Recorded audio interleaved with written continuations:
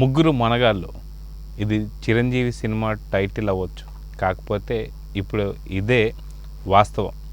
ఏంటి అంటే జగన్కి నిద్ర లేకుండా చేస్తున్నటువంటి యొక్క అన్నదమ్ములు మెగా ముగ్గురు మనగాళ్ళు రోజు రోజుకి జగన్కి కంటి మీద కునుకు లేకుండా చేస్తున్నారు. అది ఏంటి అంటే పవన్ కళ్యాణ్ జనసేన అధినేత అయితే, అదేవిధంగా నాగబాబు కూడా జనసేనకు సంబంధించి పార్టీలో వన్ ఆఫ్ ది మెంబర్. అయితే వీళ్ళిద్దరూ జనసేనలో ఉన్నారు. కానీ మరి చిరంజీవి ఎలా అంటే సినీ ఇండస్ట్రీ తరఫు నుంచి ఎలాంటి మద్దతు కావాలన్నా సరే చిరంజీవి గారు సపోర్ట్ వస్తుంది. ఇంకా పూర్తి ప్రచారంలోకి దిగబోతున్నారనే వార్తలు. అయితే వీటన్నిటి గురించి మనతో పాటు చర్చిస్తానికి సీనియర్ జర్నలిస్ట్ హేమసుందర్ గారు ఉన్నారు. వారిని అడిగి తెలుసుకుందాం. సార్ నమస్తే. నమస్తే అండి. సార్, ముగ్గురు మనగాళ్ళు చిరంజీవి టైటిల్ అనుకోవచ్చు. ఒకనొక టైంలో కొంత హిట్ మెగా మనగాళ్ళు అని చెప్పి ఇప్పుడు చెప్పచ్చు. పవన్ కళ్యాణ్ ఒక పక్కన పీఠాపురంలో నామినేషన్ వేయడంతోనే అర్థమైపోయింది పూర్తి సినిమా ఏంటనేది. ఈసారి అసెంబ్లీలోకి పక్కా విత్ 1,00,000 మెజారిటీతోనే అని చెప్పేసి చెప్తున్నారు. ఇంకో పక్కన నాగబాబు కూడా అప్పుడప్పుడు ఎలాంటి చురకలేయాలో చాలా ఫైర్గా ధీటుగా వేసేస్తుంటాడు, ఎవరిని చూసుకోడు. ఇదే విధంగా చాలా మౌనంగా హుందాగా ఉంటూనే ఎక్కడ ఎలాంటి పావులు కలపాలో తెలిసినటువంటి వ్యక్తి చిరంజీవి. టైం కోసం ఎదురు చూస్తున్నాడు, ఆ టైం రానే వచ్చింది అనుకోవచ్చు. అయితే వీళ్ళ ముగ్గురు కలిపి జగన్మోహన్ని ఈసారి కంటి మీద నిద్ర లేకుండా చేస్తున్నారు. కనీసం ఎలక్షన్స్ జరిగేంత వరకు కూడా నిద్ర లేకుండా చేస్తున్నారని చెప్పేసి అంటున్నారు. అది నిజమేనా? ఇక్కడ ఒక విషయం చెప్పాలండి. ఒక తల్లి కడుపున పుట్టిన వాళ్ళే ఈ ముగ్గురు కూడా. కానీ జనం ఏమనుకుంటారంటే పవర్ స్టార్ పవన్ కళ్యాణ్కి ఆవేశం ఎక్కువ, కోపం ఎక్కువ, కానీ చిరంజీవి తప్పు పుట్టాడు అని అనుకుంటూ ఉంటారు. అలాగే నాగబాబు కూడా ఆక్రోశం ఎక్కువ, ఏదొచ్చినా కసుమంటూ బుసుమంటూ ఆయన మీడియా ముందు లేస్తూ ఉంటారు అనుకుంటారు.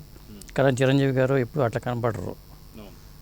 కానీ చిరంజీవి గారు కూడా ఈ ఆవేశము ఆక్రోశము రెండూ కలగలిసిన వ్యక్తి. కాకపోతే దానికి తోడు ఆలోచన ఉన్న వ్యక్తి. కాబట్టి ఆయన ఏం తప్పుపట్టలేదు. ఒక తల్లి కడుపున పుట్టిన ముగ్గురు బిడ్డల్లో ఉన్న లక్షణాలన్నీ చిరంజీవి గారికి ఉన్నాయి. కానీ దానికి ఏంటంటే ఆయన లౌక్యం పాళ్ళు ఎక్కువ. ఆయన సినిమా ఇండస్ట్రీలో ఎన్నో డక్కా మొక్కలు తిన్నారు. ఎప్పుడు ఎలా ఉండాలో, ఎందుకు అలా ఉండాలో, ఎలా ఉండాలో, చివరికి ఎప్పుడు స్పందించాలో కూడా బాగా తెలిసిన వ్యక్తిగా చిరంజీవి గారిని అనుకోవాలి. అంతేగాని చిరంజీవి గారు నోట్లో వేలిపోతే కొరకడం అనుకుంటే మాత్రం పొరపాటే. అదే అండి. అయితే పోయినసారి కూడా చూసినప్పుడు ఒకనొక సినిమాకి సంబంధించిన ప్రోగ్రాంలో మేము సినిమా అనగానే అది ఖచ్చితంగా ఒక పిచ్చుకు లాంటిది, దీని మీద బ్రహ్మాస్త్రం ఎందుకు ప్రయోగిస్తారు, అలాంటి పనులు చేయకుండా సినీ ఇండస్ట్రీని కొంత ఆదుకోండి అని చెప్పి చిరంజీవి గారికి చెప్పిన వెంటనే వెంటనే వైసీపీకి సంబంధించిన చాలామంది నేతలు కూడా విరుచుకు పడిపోయారు. కొడాలి నాన్నైతే వేగంగా ఒకేసారి పకోడీ మాటలు చెప్తారు, అలాంటి సలహాలు మాకేం అవసరం లేదన్నట్టు అన్నారు. సో ఇలాంటివి వచ్చినప్పుడు కావచ్చు, లేదా సూపర్ స్టార్ రజనీకాంత్ని తిట్టినప్పుడు కూడా చిరంజీవి గారు స్పందించారు, అలా అంత పెద్ద స్థాయి మనిషిని అలా అనకూడదని చెప్పి. సో ఖచ్చితంగా చిరంజీవి గారు హుందాగానే ఉంటూ టైం వచ్చినప్పుడు మాత్రమే ఎలాంటి మాటలు అది మాట్లాడతారని చెప్పి అనుకుంటున్నారు. ఇప్పుడు ఎలక్షన్స్ రాబోతున్నాయి కాబట్టి ఎలాంటి చర్య దిగబోతున్నారు అనుకోవచ్చు. ఇప్పుడు ఆంజనేయుడికి తన శక్తి తనకు తెలియదంట, అది చాలామంది అంటూ ఉంటారు. చిరంజీవి గారికి కూడా అంతే. ఒకవేళ తెలిసినా కానీ ఆయన తన శక్తిని బయటికి తీసుకురాడు.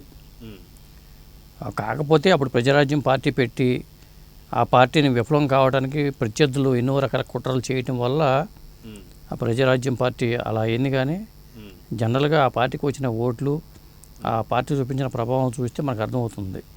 మరి ఆ పార్టీలో ఉంటూ జనసేన అధినేత పవన్ కళ్యాణ్ ఆ యువరాజ్యం అధినేతగా ఆయన అంత ఎలాంటి తడాక చూపించాడు అనేది అక్కడ చూసాం. అంతేగాని అన్నదమ్ములు ఇద్దరు ముగ్గురిని కూడా మనం ఎవరిని తక్కువ అంచనా వేయడానికి వీల్లేదు. కాకపోతే చిరంజీవి గారి ఆలోచనలో ఏముందో తెలుసుకుని స్పందించడం నాగబాబు గారు చేస్తూ ఉంటారు. ఆయన అప్పుడప్పుడు కసుబూసమంటానికి కారణం ఏంటంటే చిరంజీవి గారికి కోపం తెప్పించినప్పుడు చిరంజీవి గారు స్పందించకపోవచ్చు, కానీ ఆయన ఎలా స్పందిస్తాడు అనే దానికి ఈయన స్పందిస్తారు జనరల్గా. అయితే ఆయన చెబితే స్పందించారా, ఈయన సొంతంగా స్పందించారా అనేది ఎవరికి అర్థం కాదు. కొంతమంది ఏంటంటే వెనకాల నుండి ఆయన అట్లా చేయించారంటూ ఉంటారు. కానీ జనరల్గా వీళ్ళ రక్తంలోనే ఉడికి రక్తం ఉంది వీళ్ళకి. ముగ్గురికి కూడా ఆవేశం ఉన్నవాళ్ళే. కాకపోతే చిరంజీవి గారు ఏంటంటే సంయమనం పాటిస్తూ చెప్పాను కదా, ఇండస్ట్రీలో ఎన్నో డక్కా మొక్కీలు తిని స్వయం కృషితో ఆ స్థాయికి వచ్చిన వ్యక్తి చిరంజీవి గారు. వీళ్ళేంటంటే చిరంజీవి గారి అండ చూసుకుని వెనకాల వచ్చిన వాళ్ళు వీళ్ళు. అయితే మీరు ఇందాక అన్నట్టు ఖచ్చితంగా చిరంజీవి గారు ఏదైతే ఇండస్ట్రీలో చాలా వరకు డక్కా ముక్కలు తిని చాలాసార్లు గెలుపు ఓటం చూసినటువంటి వారు, అదిగాక ఖచ్చితంగా సినీ ఇండస్ట్రీలో వెలుగు చీకట్లు రెండు ఉంటాయి. రెండు చూసిన వ్యక్తి అంటే ఖచ్చితంగా చిరంజీవి అనుకోవచ్చు. ఎటువంటి బ్యాక్ సపోర్ట్ లేకుండా ఖచ్చితంగా స్వయం కృషితో ఎదిగినటువంటి ఒక స్టార్ ఎవరు ఉన్నారంటే అది ఎవరు ఒప్పుకున్నా ఒప్పుకోకపోయినా సరే ఖచ్చితంగా మెగాస్టార్ చిరంజీవి అనుకోవచ్చు. అయితే వజ్రోత్సవం వేడుకలు జరుగుతున్నటువంటి సమయంలో నిజంగా మీరు అన్నట్టు ఆయనకు సంబంధించి లెజెండరీ అవార్డు అనే దాని మీద వచ్చిన ఇష్యూలో మాత్రం ఖచ్చితంగా మోహన్ బాబుకి చిరంజీవి జరిగిన దాంట్లో ఆ వచ్చిన అవార్డుని కూడా ఆయన 100 సంవత్సరాల తర్వాత నేను దీన్ని మళ్ళీ తీసుకుంటాను, అది కూడా అందరూ కూడా ఒప్పుకొని, లేదు చిరంజీవి ఇప్పుడు ఏదో నటిస్తున్నాడని కాకుండా అందరూ కూడా అప్పుడు కూడా ఖచ్చితంగా మెగాస్టార్ లెజెండరీ అని చెప్పేసి అంటే తీసుకుంటాను. ఆ టైంలో వచ్చేదాన్ని ఆవేశం అనుకోవచ్చా, లేదంటే మనకు తనకున్నటువంటి ఒక వచ్చిన అవార్డుని అవమానం చేసినందుకు లెజెండ్ ఎవరు అనేది, సినిమా ఇండస్ట్రీ లెజెండ్ ఎవరు అనుకున్న టాపిక్ వచ్చినప్పుడు చిరంజీవి గారు బరస్ట్ అయ్యారు. అంటే ఆయనలో కూడా మరి ఆవేశం ఉందని అనుకోవాలి, అగ్రెసివ్నెస్ ఉందని అనుకోవాలి కదా. ఖచ్చితంగా ఉంది. ఆ టైంలో ఆయన అలా స్పందించడం కరెక్ట్. అంటే ఏ టైంలో ఎలా స్పందించాలో అలాగే స్పందిస్తాడు ఆయన. ఇప్పుడు మొన్న సినిమా టికెట్ వ్యవహారంలో ఇండస్ట్రీ అంతా కదిలి జగన్మోహన్ రెడ్డి గారి ఇంటికి వెళ్ళినప్పుడు మరి ఆయన వినయ విధేయతలు చూపించుకుంటూ మాట్లాడటం కొంతమంది నచ్చల ఇండస్ట్రీ పెద్దలకి.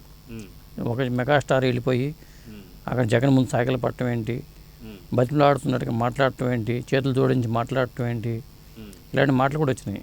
అలా మాట్లాడాలి కాబట్టే ఎక్కడ తగ్గాలో తెలుసు ఆయనకి. ఆ తగ్గిన విధానమే అక్కడ కనిపించింది. మరి ఎక్కడ ఎలా స్పందించాలో ఎలా నెగ్గాలో కూడా ఆయన తెలుసు. కాబట్టి ఇప్పుడు ఎన్నికల టైం వచ్చింది కాబట్టి ఆయన కూడా వెనక నుంచి ఇప్పుడు అస్త్రాలు సంధిస్తున్నారు. ఇంకా ఏమన్నా మరి బ్రహ్మాస్త్రం కూడా ప్రయోగిస్తారో అని తెలియదు. ప్రస్తుతానికైతే మాత్రం ఒక్కొక్కళ్ళు చిరంజీవి గారి ఇంటికి వెళ్తున్నారు, కొంతమంది మద్దతు ఆయన నోటి నుంచి కూడా సపోర్ట్ తెచ్చుకొని దానికి వీడియోలు కూడా రిలీజ్ చేసుకుంటున్నారు. ఆయన సినిమాలో ఒక పక్క బిజీగా ఉంటూనే మళ్ళీ ఒక పక్క రాజకీయపరమైన ఆయన ఇదివరకట్లాగా 2009లో ఎలా అయితే ఆయన చాలా అగ్రెసివ్గానే ఆ పార్టీ పెట్టి అగ్రెసివ్గానే వచ్చారు ముందుకి. కాకపోతే వెనకాల కొన్ని రాజకీయ శక్తుల వల్ల ఇదేంది కానీ ఆయన ఏమో రాజకీయాల పరంగా ఆయన ఓడిపోలే. కాకపోతే తనకున్న మెంటాలిటీకి రాజకీయాలు సరిపడవు అనే ఒపీనియన్ మొదటి నుంచి కూడా ఆయనకు ఉంది. ఎందుకంటే అది చెప్పేది, ఆలోచన ఉన్న వ్యక్తులు ఏంటంటే సంయమనంతో ముందుకు వెళ్తూ ఉంటారు. రాజకీయాల్లో కేవలం ఆవేశం ఉంటే ముందుకు వెళ్ళిపోతే సరిపోదు. పవర్ స్టార్ పవన్ కళ్యాణ్కి ఏంటంటే ఆవేశం ఎక్కువ. ఆయన ఆవేశంగా ఏదనాలో అది అక్కడికి కక్కేస్తాడు. ఈయనట్లా కక్కరు, బడబాగ్నిలాగా అది రగులుతూ ఉంటుంది. ఆ టైం వచ్చినప్పుడు ఆయన కక్కుతారు. అలా చిరంజీవి గారి వ్యవహార శైలి ఉంటుంది. ఈసారి ఎన్నికల్లో మరి మొన్న జరిగిన అవమానాలకి స్పందించాలి కాబట్టి ఇప్పుడు ఏదో విధంగా దాన్ని తీర్చుకోవాలి కాబట్టి అట్లాంటి బడబాగ్ని మళ్ళీ ఏమైనా బయటకు వచ్చే అవకాశాలు కూడా ఉంటాయి. ఎందుకంటే 10 రోజుల్లోనే డైరెక్ట్గా చెప్పినట్టే ఆయన ఒకళ్ళిద్దరు వెళ్ళినప్పుడు ఆయన చెప్పడము, తర్వాత పవర్ స్టార్ పవన్ కళ్యాణ్కి 5 కోట్లు ఇవ్వటం, ఇవన్నీ మనం ఎలా అర్థం చేసుకోవాలి? దాని అర్థం అదే, నేను వీళ్ళ వెనకాల ఉన్నాను, నేను నా అండదండలన్నీ ఉన్నాయని కాపు సామాజిక వర్గానికి కూడా ఇండైరెక్ట్గా సందేశం ఇచ్చినట్టే అది. అయితే గతంలో టికెట్ల విషయంలో వచ్చినప్పుడు ఆయనకు సంబంధించి ఆయన పిచ్చుకలాగా పాపం సినీ ఇండస్ట్రీ తరఫున అందరి నుంచి కూడా సినీ ఇండస్ట్రీ మొత్తం ఒక మధ్య పిచ్చుక, మీరు ఒక పెద్ద బ్రహ్మాస్త్రం మా మీద ప్రయోగిస్తున్నారని చెప్పేసి అన్నారు. కానీ ఇప్పుడు టైం, మీరు ఇందాక అన్నట్టు చిరంజీవి గారు ఎప్పుడైనా సరే టైం కోసం వెయిట్ చేస్తారన్నట్టు, ఇప్పుడు పిచ్చుక జగన్ అయిపోయాడు, బ్రహ్మాస్త్రం చిరంజీవి అయిపోయాడు అని చెప్పేసి అంటారు. ఏమంటారు? ఖచ్చితంగా ఇప్పుడు బ్రహ్మాస్త్రాన్ని ప్రయోగించినట్టుగానే ఉంది చూస్తుంటే. ఆ బ్రహ్మాస్త్రం ఏంటంటే డైరెక్ట్గా ఫైట్ చేయకుండా కొద్దిగా సంయమనం పాటిస్తూ ఉంది. అదే బ్రహ్మాస్త్రం మళ్ళీ డైరెక్ట్గా ఫైట్ చేసే అవకాశం కూడా ఏదో ఒక స్టేట్మెంట్ ఇంకో స్టేట్మెంట్ కూడా వచ్చే అవకాశం లేకపోలేదు. ఎందుకంటే ఈ 10 రోజుల్లో ఇంకా టైం ఉంది కాబట్టి, మే 13 తారీఖు పోలింగ్ కాబట్టి, అటు తమ్ముడు ఉన్నాడు కాబట్టి ఏదో ఒక వీడియో బయటో లేకపోతే ప్రచారానికి వెళ్ళకపోవచ్చు, బిజీగా ఉన్నారు షూటింగ్లో. కాకపోతే ఒక వీడియో బయట ద్వారా మళ్ళీ ఆయన ఒక స్టేట్మెంట్ అయితే వచ్చే అవకాశం 100% కనిపిస్తుంది. సో మొత్తానికి ముగ్గురు మొనగాళ్ళు, ముగ్గురు మెగా బ్రదర్స్ రానున్నటువంటి ఒక టైంలో ఖచ్చితంగా జగన్కి అయితే నిద్ర లేకుండా చేస్తున్నారు. రంగు మొగుల్లా తయారైపోయారు. అదిగాక నామినేషన్స్ కావచ్చు, ఇంకో పర్వం కావచ్చు, ప్రతి దగ్గర కూడా ఇక్కడ కాపు ఓట్లు మేజర్గా మన ఎవరైతే ముద్ర పద్మనాభం తీసుకుని ఎటువంటి ఫలితం లేదన్నట్టుగా జగన్కి అర్థమైపోయింది. ఇప్పుడు వీళ్ళిద్దరు కంటి మీద కునుకు లేకుండా చేస్తున్నారని చెప్పి అంటారు. ఏమంటారు? 100%. అది ముగ్గురు మునగాళ్ళు అంటున్నారు, మీరే రంగు మొగుళ్ళు అంటున్నారు కాబట్టి ఒక టైటిల్ పరంగా కూడా బాగుంది. ఇది హిట్ సినిమా లాగానే ఉంది చూస్తుంటే. సో చూద్దాం సార్. ఖచ్చితంగా ఇప్పుడు పిచ్చుక జగన్ అయిపోయాడు. బ్రహ్మాస్త్రం ముగ్గురు మొనగాళ్ళ చేతుల్లో ఉంది. ఖచ్చితంగా సంధిస్తారు. ఆ పిచ్చుక ఎలాగా విలవిలలాడుతుందో ఖచ్చితంగా జూన్ 4న దీని యొక్క రిజల్ట్ చూద్దాం సార్. Thank you.